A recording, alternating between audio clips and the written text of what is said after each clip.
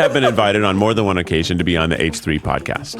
I don't want our going on that podcast to be us saying that the things on this podcast are what we endorse. If Ethan Klein is the guy who's too extreme to platform, you have lost the plot so hard. He has said some really wildly hateful things about Palestinian supporters, and so really wildly hateful things.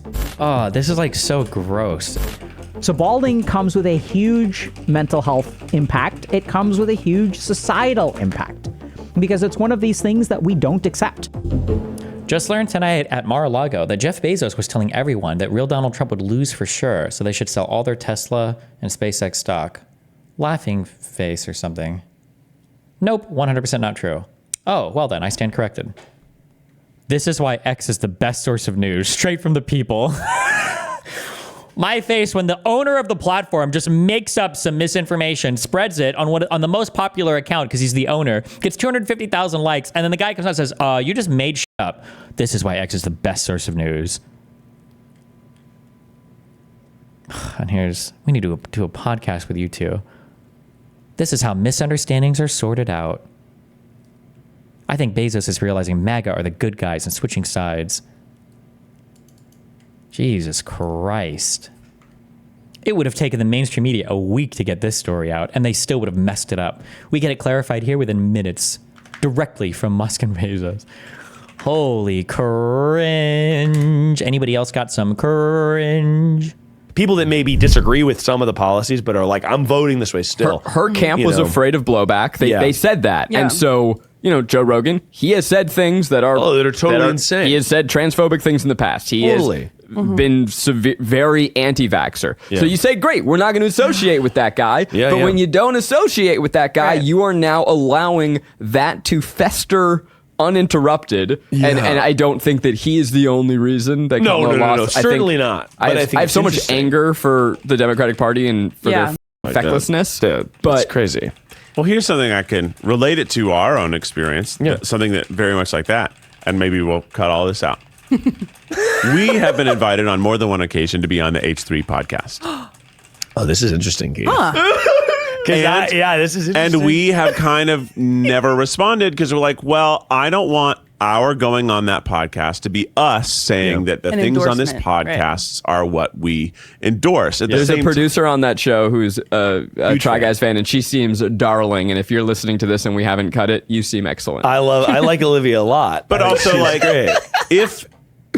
I think if we went on there, we would probably sort of check them at every step that they present to us that is negative. But at the same time, at some point, we're going to joke and have fun with them. This is interesting. And that is like, am I painting what they are saying in a positive light? Just as a heads up, when you're talking about like the new left Joe Rogan or the whatever, like if Ethan Klein is the guy who's too extreme to platform, you have lost the plot so hard. It's actually unbelievable how you are, how your brain is. If Ethan Klein is too far gone for you, like, holy shit. For next year's season, do you think you'll bring on old villains, or is that too cheap? Would it just be better to make new ones, new adversaries for a better season? I feel like now that I'm live bounced out, I just don't have the same. I feel like I don't have the same interest, I guess, for drama. So I just don't really. I doubt any of the old drama memers are coming back. Or am I using this opportunity while still doing that to try to reach some of those people and be able to like tell him to his face, I'm like, yeah, but you're putting on a character of being a douchebag. Yeah. Right. Yeah. You wouldn't actually have me on the show if you hated me, because why would I be here? So you're like pretending to hate me because the type of entertainment you make is to put people down, and you even like put down our launching a subscription service while you have a YouTube memberships. Yeah, that's so interesting. Like, you have YouTube memberships. It's the same exact thing. More specifically, I think that's a great point. But like, should we go on it? And more specifically with Ethan, he is someone who, we're both Jewish guys. We have different views about Israel and Palestine. He has said some really wildly hateful things about Palestinian supporters. And so really wildly hateful things. Like, what? And then I wonder, have they actually seen anything that Ethan said, or are they just going by what's been reported to them by either things Hassan has said or people that have watched Hassan, what they've said? More specifically, I think that's a great point. But like, should we go on it? And more specifically with Ethan, he is someone who, we're both Jewish guys. We have different views about Israel and Palestine. He has said some really wildly hateful things about Palestinian supporters. And so I have a disagreement with him in views. And I think that's a conversation we could have, even though he comes at it from a place of wild diatribes. But then, there's that question to audiences. Is it by even going on their platform or by platforming them, are you validating? Yeah. And now you're shutting yourself away from those spaces. But if you shut yourself away from those spaces, then you're not able to talk to other people. I don't know the answer. I don't know. Here. I think this is a very interesting conversation. But this is exactly like our interesting conversation right now is whether or not we should platform Ethan Klein. Like, really? exactly like Kamala doesn't go on Joe Rogan. No, it is. And by the way, it's exactly like that. It's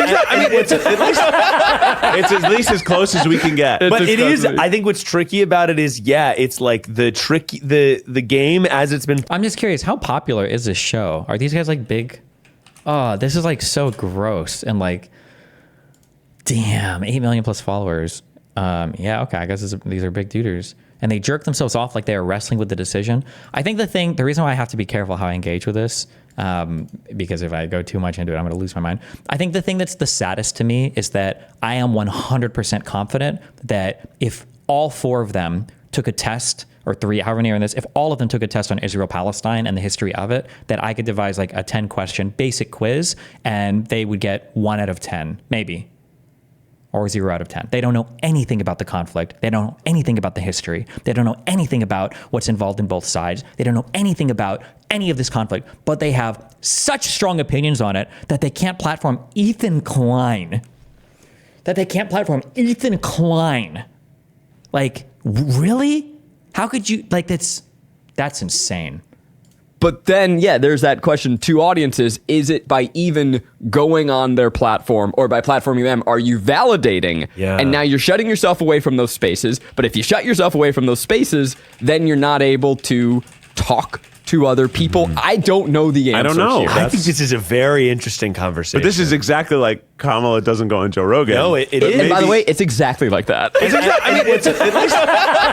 at least as close as we can get. But it is. I think what's tricky about it is, it's like the game as it's been played by people like us, typically, who have the views that we have, is like, I don't even want to associate, because I don't want my base to be like, my base audience of people that I agree with typically, to be like, your views are now fractured because you're having a conversation with this person. Yeah. And I think that is a valid concern. However, I do think on the other side, they don't care if they disagree. Like people on the right, people who are maybe like, you've got people on the right who are Republican senators who are probably like, fiscally, I feel this way, but now they're so deeply embedded, they don't care if they disagree or agree. It's all just kind of one unified voice. And I am curious, like, funny how this conversation is what Destiny was talking about like 6 years ago. Yeah, but I was talking about that when I was talking about like platforming Nazis. Like, should we platform like the extreme right? Not like, should we platform a guy who is like only 99.5% left of society?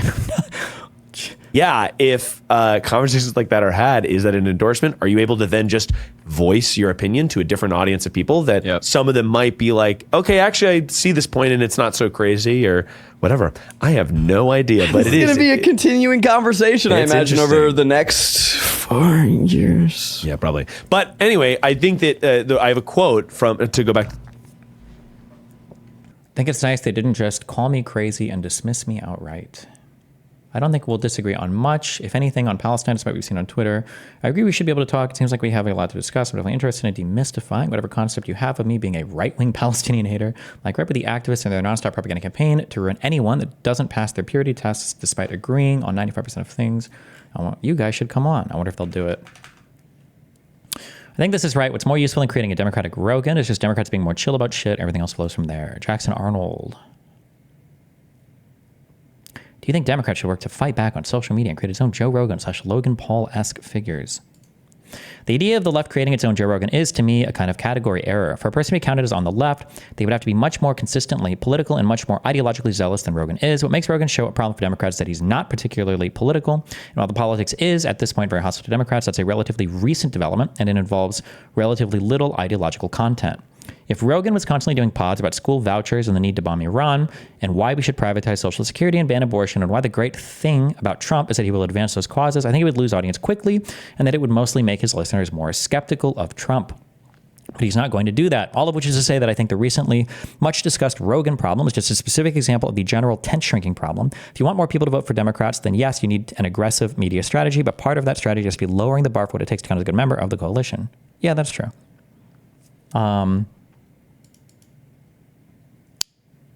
Yeah. Yeah. Like, Joe Rogan is very political, but he's not a politics guy. He's not a politics podcast. It's just very political. But leftists want to take like a politics guy or a politics show and make it cultural, which is probably like impossible to do and generally is looked down on. And even when they become cultural, it's more like a joke. It's only for the political people to enjoy. Like, I think in general, that connection usually only goes one way. For instance, like when Ben Shapiro is doing movie reviews, like nobody in the movie community is legitimately being like, oh, this is really cool. This guy's doing movie reviews now. Let's go watch. It's generally just the politics people like, oh, okay, he's dipping his toe into culture. We're just going to watch this because we're politics people already watching politics content. Whereas when heavily cultural people become a bit more political, the people do, for whatever reason, good or bad, listen to the political content in a serious manner that they start doing. What are you, Destiny? I think I feel like I fit, although this year has been heavily political, but I think I fit the archetype more of like cultural person that does politics. But I think I also just have that demeanor more because I don't think I'm as like left coded and ultra politically coded because I can go on shows and like have fun and chill and, you know, be racist and sexist and all those good things that every white man should be. Marjorie Taylor Greene tapped to work with Elon Musk and Vivek Ramaswamy as the new Doji subcommittee chair. This is good, actually. She barely shows up and doesn't do the reading. To borrow a phrase I saw elsewhere, it's like giving someone an unplugged controller.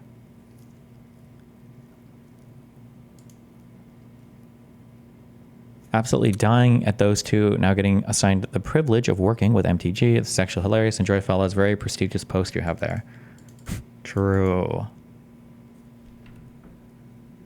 When men begin to bald, it produces a whole bunch of negative, like, things to the guy. You have a whole bunch of like downstream negative mental health effects that happen as a result of that.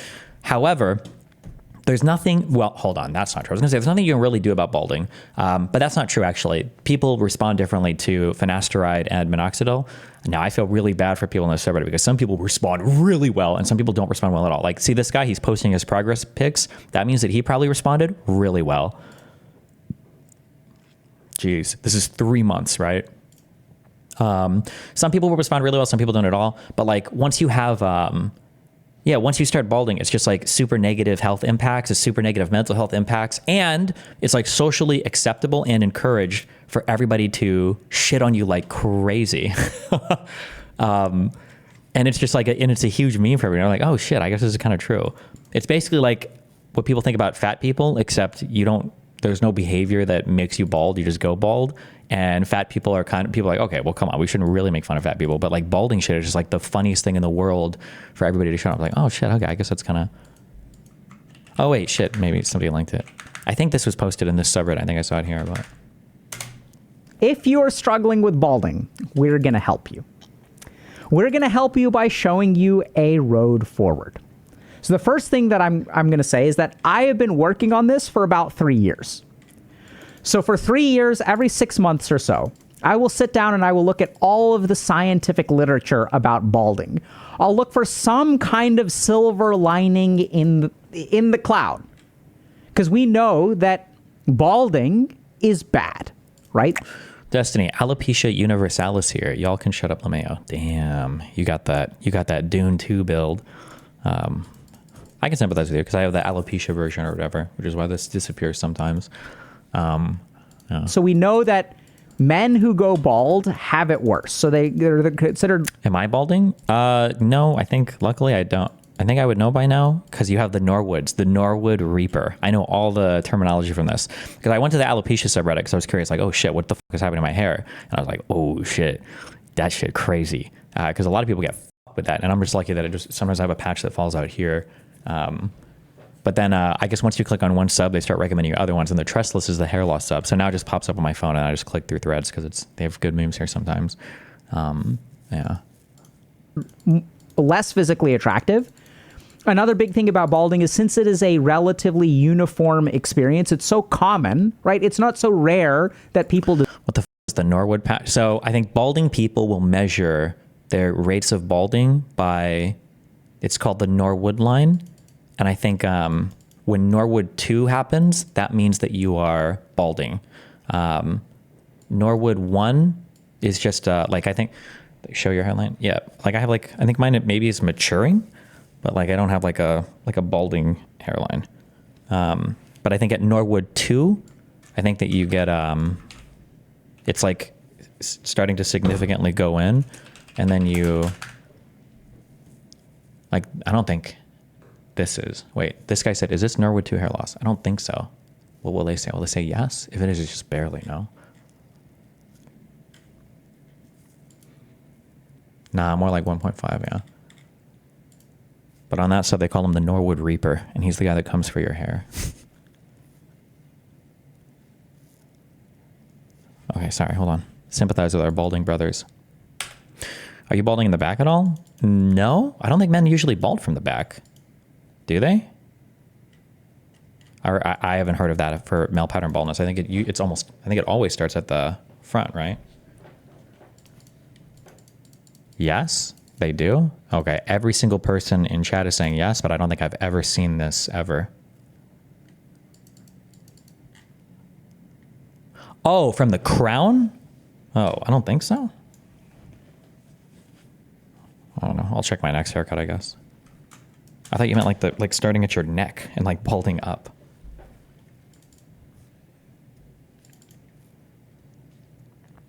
Do you know about the forums where guys try to naturally increase their penis size through stretching? Nope, but dick enlargement is a thing that I never ever have to like go and dig for, because if dick enlargement ever becomes a thing that's possible, then every single person on the planet will know instantaneously. So you don't ever have, that will never be a hidden secret ever. Have you ever heard of Hair Cafe? He goes over hair loss research on his channel, but his political views overlap with yours a bit. Nice. Destiny via a surgery. It's 100% a thing already. I think for surgery, I think there's like a ligament or some shit in your dick that you can cut. And then it kind of artificial, well, it increases, I think, the length of your dick a little bit, but I don't think it's significant, and fuck all that shit. Honestly, the most dick growth I think most men could do in the United States, if you lose weight and you lose fat off your pelvis, your dick appears longer, basically, and you'll have more access to it because it's not buried in fat as much, right?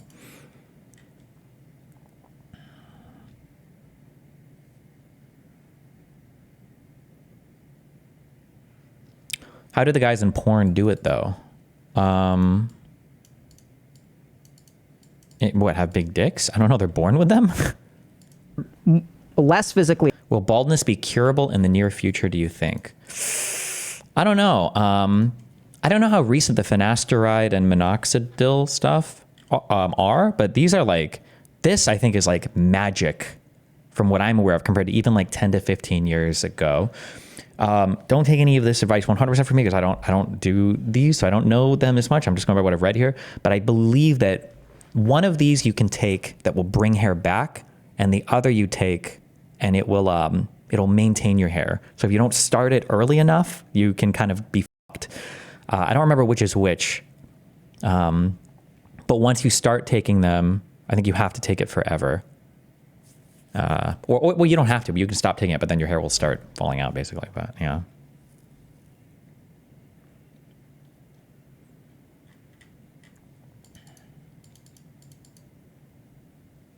It's magic for maintaining. If people just started it before it happens, baldness would almost be cured. Yeah, but the only problem is I think finasteride, because most people that are serious about this take oral finasteride. I don't think topical stuff is as effective, but I think it can have some negative side effects.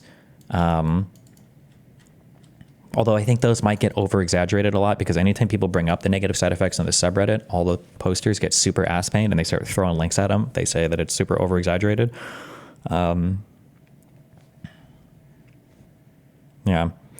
Do you personally worry about balding? I don't know. I think it would probably suck, but I feel like I'm okay enough that, like, I think for me, the most important thing is you just know what's happening. I feel like being in control or understanding what's happening is the most important thing. So like when this alopecia thing started for me, I think the annoying thing for me is I went into like a men's hair clinic and they were like, oh, we just injected it and then you're fine.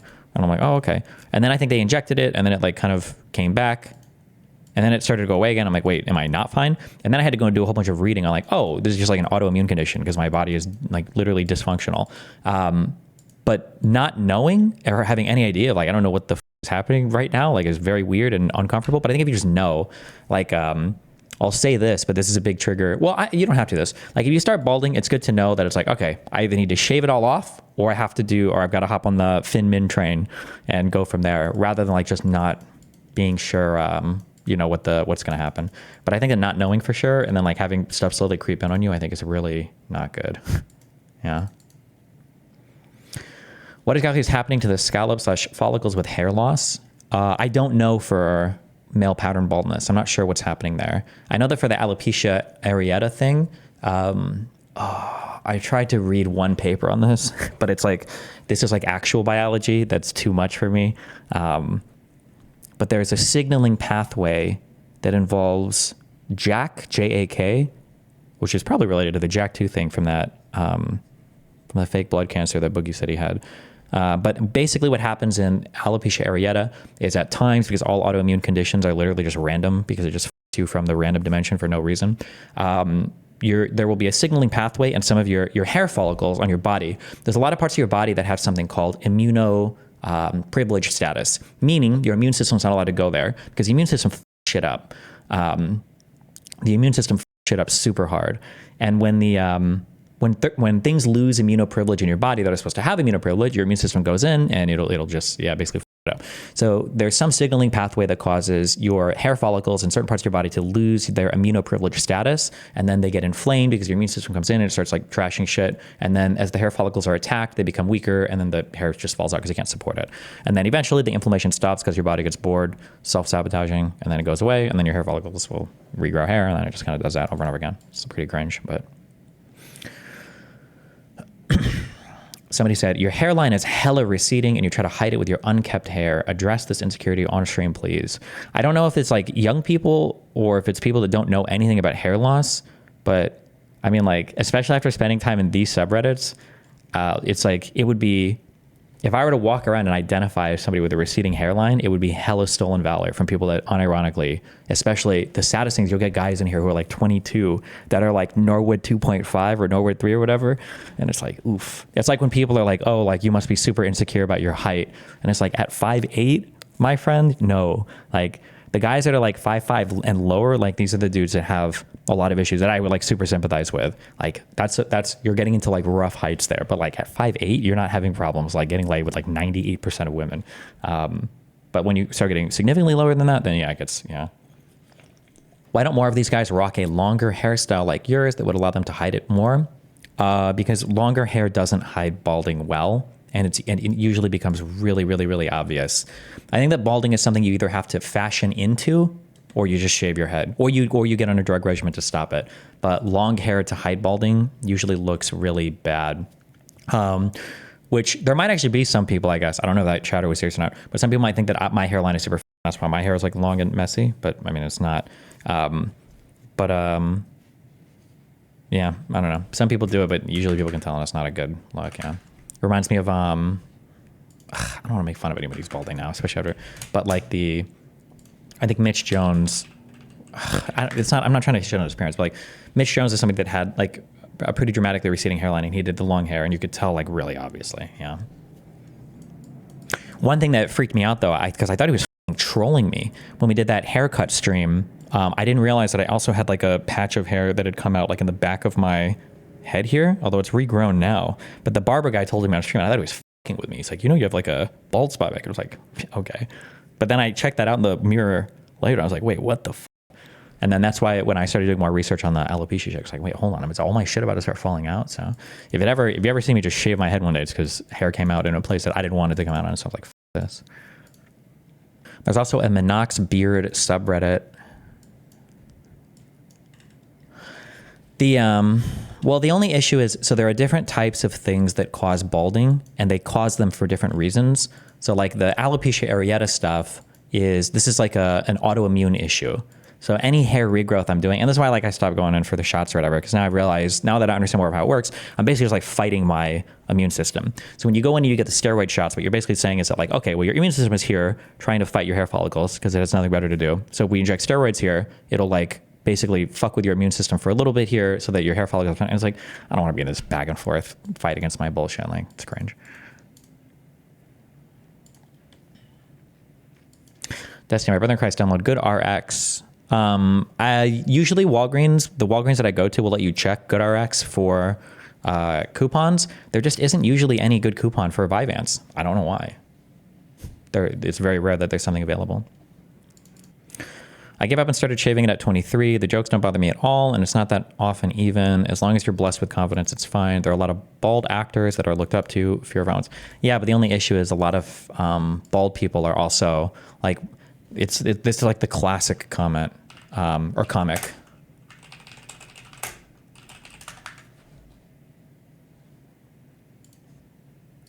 Like, the bald guys are hot. And it's like, hot guys are hot, Yeah.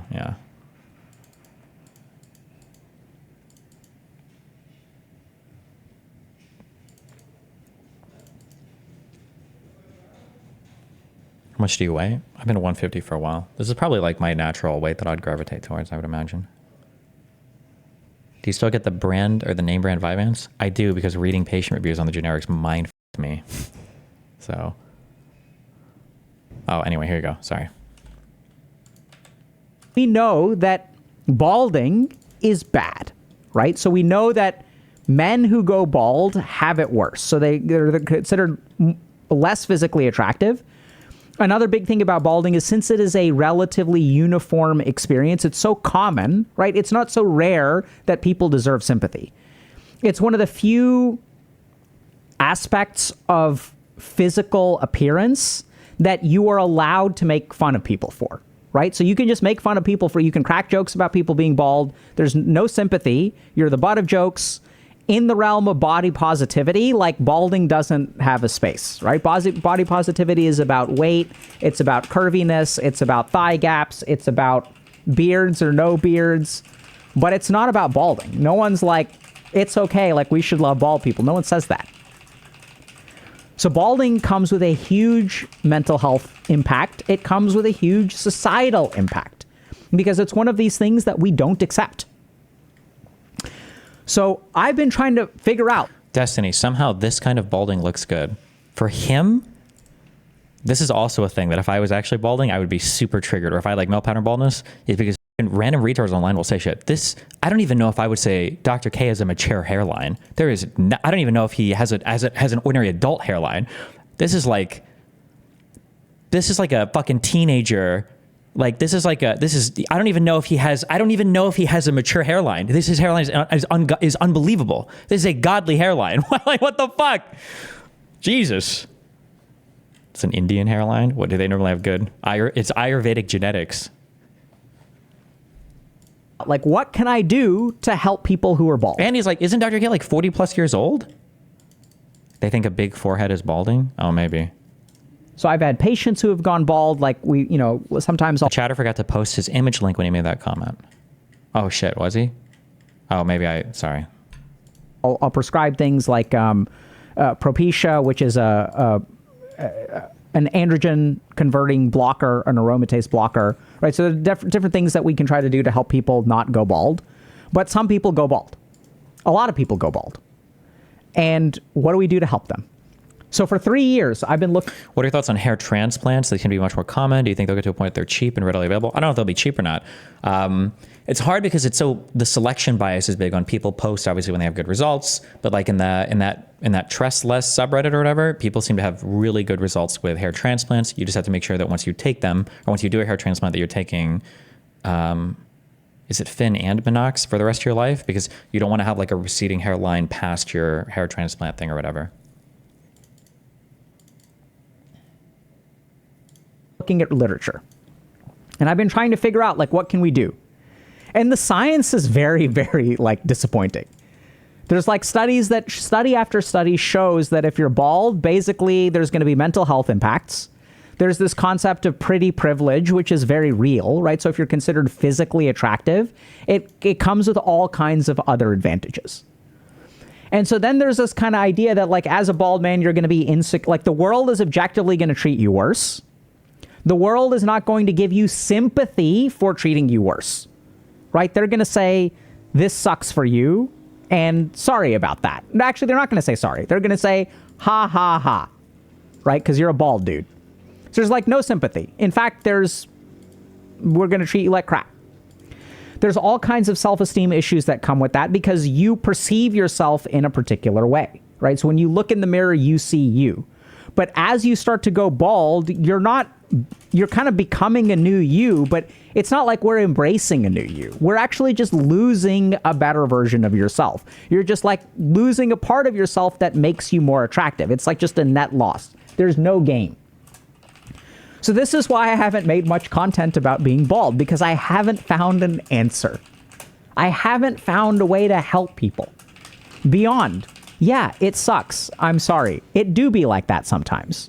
So that doesn't work, right? Like I can't just make a video that says y'all are screwed. I'm sorry about that. And then there's this flip side that's kind of like, and this is true, so we're going to talk a little bit about this. So the real challenge with being bald is not just that other people treat you differently. The real challenge with being bald is that you treat yourself differently. You lose confidence. You feel that a part of your life is lost. And then this becomes a self-fulfilling prophecy because now you have low self-esteem and you're bald, right? Which is like either of those is enough to screw over your chances at life. Now, if you're looking at me and you're kind of thinking to yourself, here's Dr. K talking about how we're all screwed. Why is he smiling? It's because for the first time in 3 years, I have found something that blew my mind and that gives me hope. Let us look at science. Okay?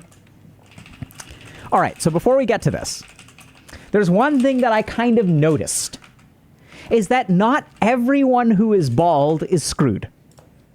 Oh, this is a much more positive video. I feel like I watched a video, or was this the same one? Or maybe I just didn't watch long enough. I feel like I watched a video of him talking about this. It got posted to that one subreddit, and he was basically just like, if you're balding, you're fucked. The mental healthcare outcomes are always bad. There's no upside. It's just, there's no way to get rid of it. You're just completely fucked, and you can try to, whatever. But maybe, oh, wow, maybe we found something. Right? So there's a lot of evidence that shows that on average, it negatively impacts people's lives. But I have friends who are bald. When I go to the playground with my kids, like... Oh, wait. Was it this it? But this is the same background, so maybe... Every 6 months or so.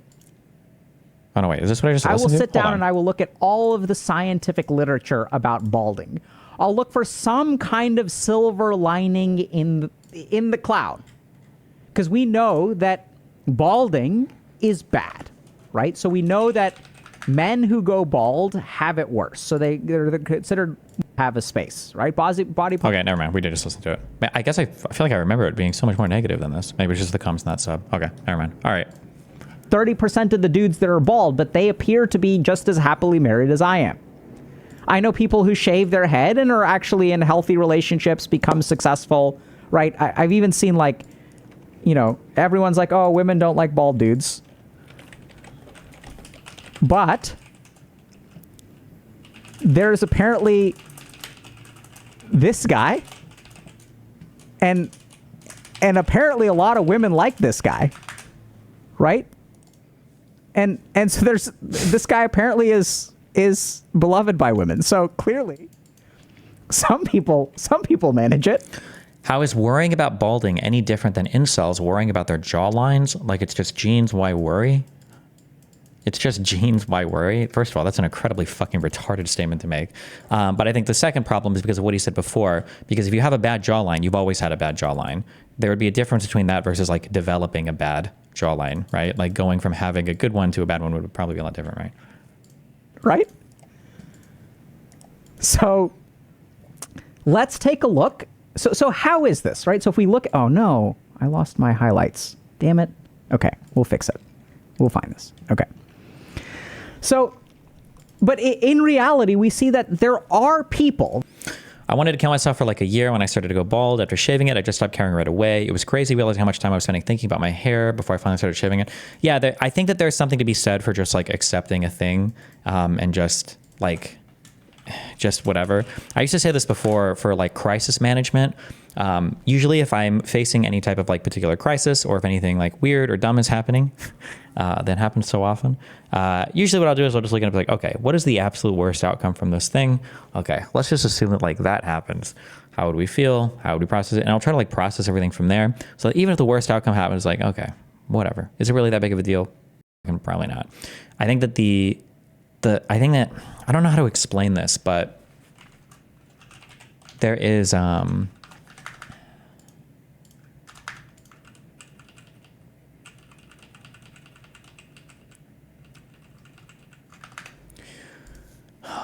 let's say that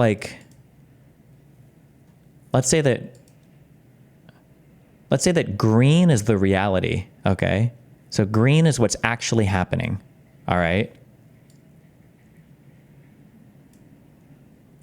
So something is happening and it's getting worse and worse and worse and worse, okay?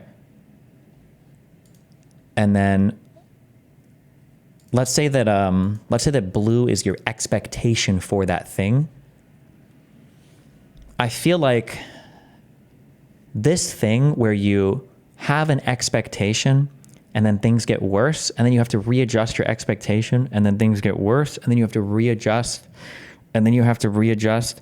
I feel like what happens is if we plot our unhappiness with a red, I feel like what happens is as soon as things start to get bad and you have to readjust, you get unhappy and then you kind of acclimate and then things get bad and you have to readjust and then you get things kind of acclimate. And I feel like this kind of like bad pattern happens where you're freaking yourself out over and over and over and over and over again. Rather than what I said before, it's like, okay, listen, this is the worst things could be.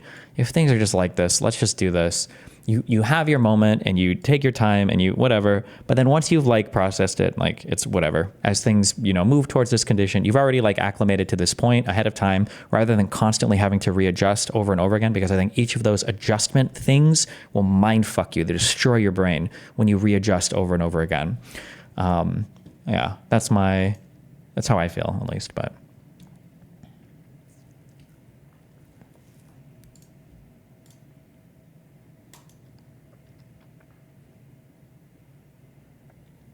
It feels like this leads to half-assed efforts. I mean, I don't know what effort you can make here. I mean, you should always, do what you can, but...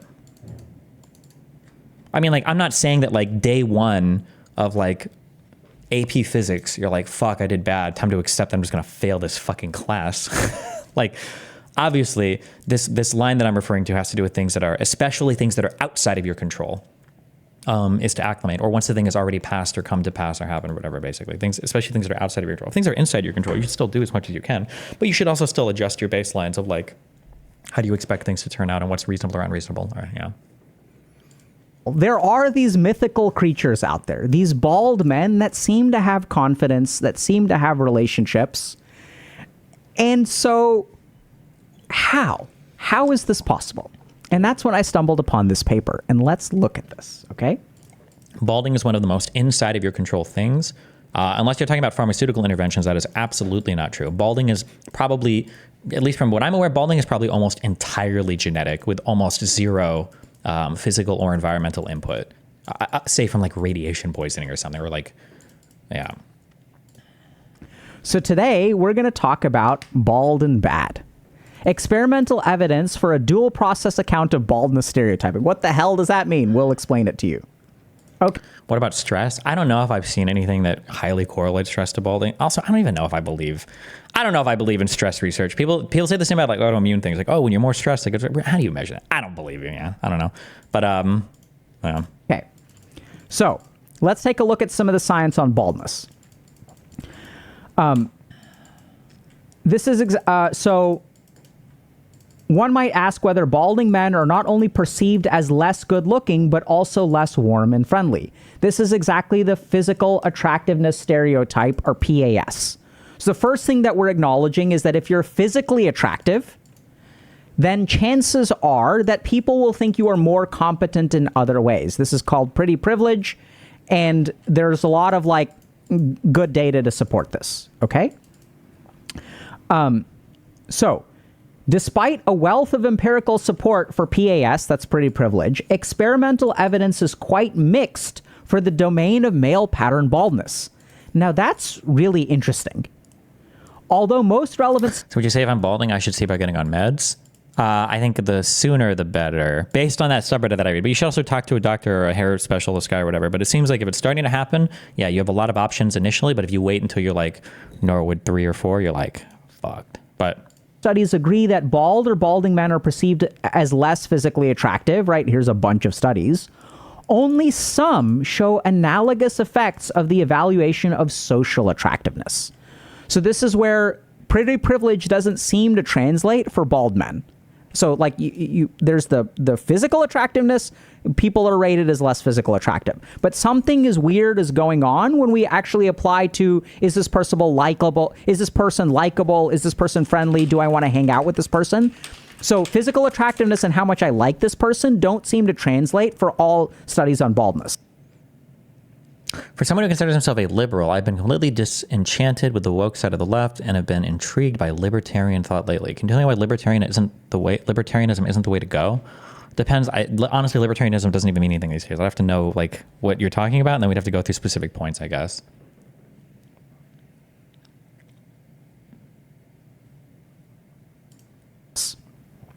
While others show no such effects. So no pretty privilege or no discrimination against bald men in other ways, because they're bald.